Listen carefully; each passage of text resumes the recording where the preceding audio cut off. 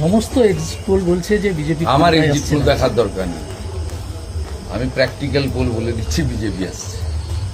এত high অ্যান্ডকে incumbency আমি 11তেও দেখিনি, কিন্তু 11তে পরিবর্তনের অনেকের মধ্যে একজন ছিল, আমি দেখি।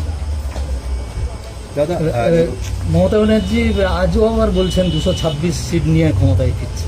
এমনকি 300 বলেছেন তো, 230 পেরিয়ে যেতে পারে। না বলেছে 300 পেলেও অবাক হব না। 300 কেন বলছেন, ঘুমানো দরকার না। দাদা এত টেন্সড হয়ে যাচ্ছেন কেন?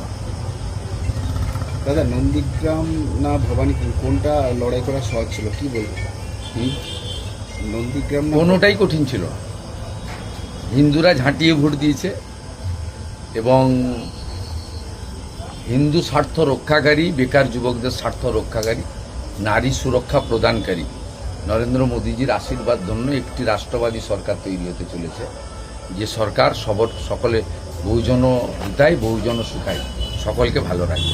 দাদা মুখ্যমন্ত্রী বলেছেন যে দলীয় কর্মীদের মুসলমানদের ভোট ছাড়া, তাও পুরো ভোট পায়নি। আপনি দেখবেন এই যে আজকে একটু আগে চাণক্য দিয়েছে 8% মুসলিম বিজেপিকে ভোট করেছে। এখানেও আমি গতবারে 400 পেয়েছিলাম। আমার বিশ্বাস, আমি প্রাথমিকভাবে ভেবেছিলাম যে আমি 2000 মতো মুসলিম ভোট পেয়েছি। আমি নিজে বুথ ওয়াইজ হিসাব করলাম আমার নন্দীগ্রামের সবাইকে নিয়ে, এটা শেষ করলাম এক্ষুনি রিভিউটা। তা কাউন্টিংয়ের প্রস্তুতিও নিলাম নন্দীগ্রামে। তা আমি 4000 মতো মুসলিম ভোট পেয়েছি। দাদা মুখ্যমন্ত্রী আজকে দলীয় কর্মীদের নির্দেশ দিয়েছেন যে ইভিএম চুরি হতে পারে বা হ্যাক হতে পারে। কালকেই এজেন্টরা বসতে চায়নি, তো কাউন্টিংয়ে কে যাবে? কাউন্টিং ওদের লোকই যাবে না,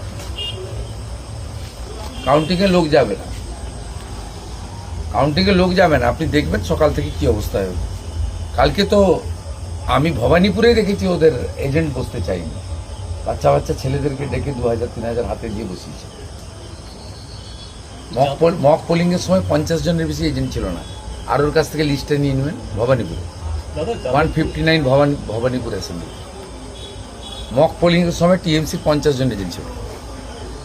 দাদা যাদবপুরের প্রার্থী সর্বরী মুখার্জির এজেন্টের বাড়িতে হামলা করেছে, টুকটাক করছে, অভ্যাসটা তো অনেক দিনের, 15 বছরের অভ্যাস, তাড়াতাড়ি যাবে না।